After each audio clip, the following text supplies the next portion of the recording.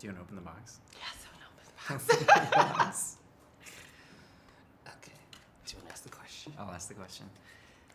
How does your religious beliefs affect your sex life?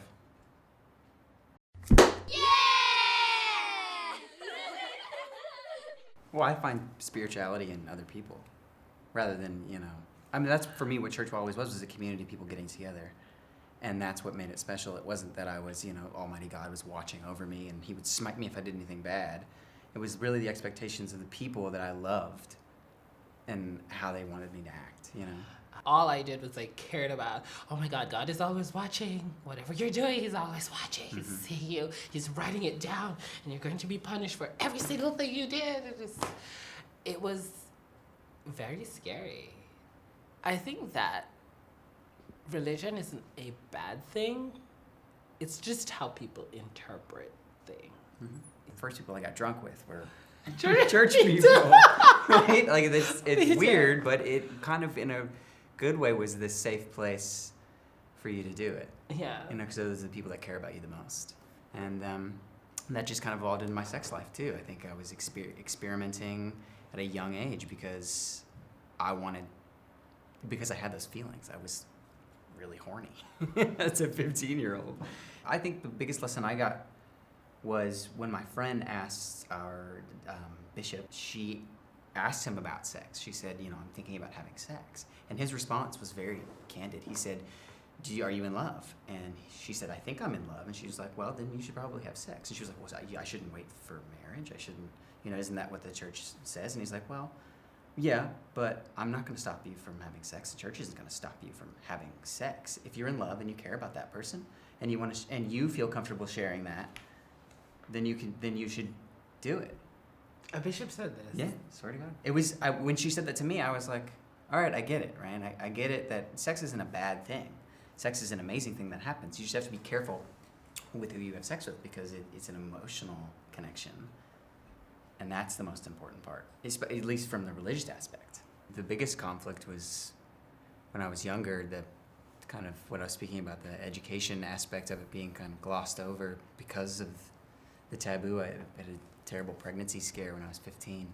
Oh, wow. And then, that conversation you have with yourself over and over again with how am I going to tell my parents? What am I going to say to my dad? I'm 15 years old. I can't even drive. I don't have a job. I'm going to have a child. Am I ready for that kind of responsibility? And that just kind of sits on you for 2 months. And I guess you get a lot of gray hairs. I don't know, it's 15. Without religion, I wouldn't have been able to make that decision. And without the background that I had and the community that I had and the people that loved me, there's no way that I would have been able to go through that experience. I didn't have my parents, but I did have a community of friends that I did reach out to. Mostly friends from church camp, and because they were the ones that, no judgments.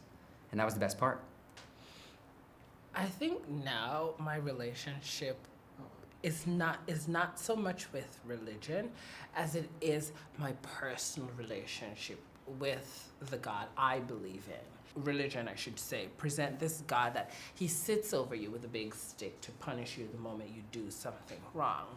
So instead, I choose to believe in a merciful, loving God instead of in religion that has these set of rules and regulation and it's like a prison, a chain that just drags you down. Yeah. My very, very favorite passage says, the whole duty of man is to do justly, love mercy, and walk humbly with your God. And you can't do that if you're just sitting trying to enforce rules over people. You have to just love them, accept them, and be humble in your life. I think what you're describing is exactly how I feel. I feel like there's a political atmosphere that comes with religion, right? The religion as an institution, which is corrupt. I mean, thousands of years of history of religion acting in a terrible manner. And then you have your relationship with what we call religion or what you feel is religion.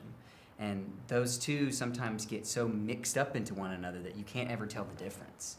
And for me, my relationship with religion is simply with other people, because that's how it started. It started because I made friends. And so my religion is simply treat others the way you want to be treated.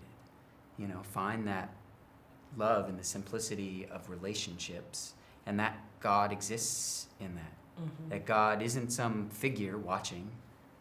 God is in every person. And to be able to find that within another person is the true gift that God gives us. Yeah. And I like Les Mis in the end, the Anne Hathaway was singing the song, and she said, to love another person is to see the face of God. And like, I keep like, that's my new mantra, you know, like to love another person is to see the face of God. And I feel like you just perfectly summed it up right there.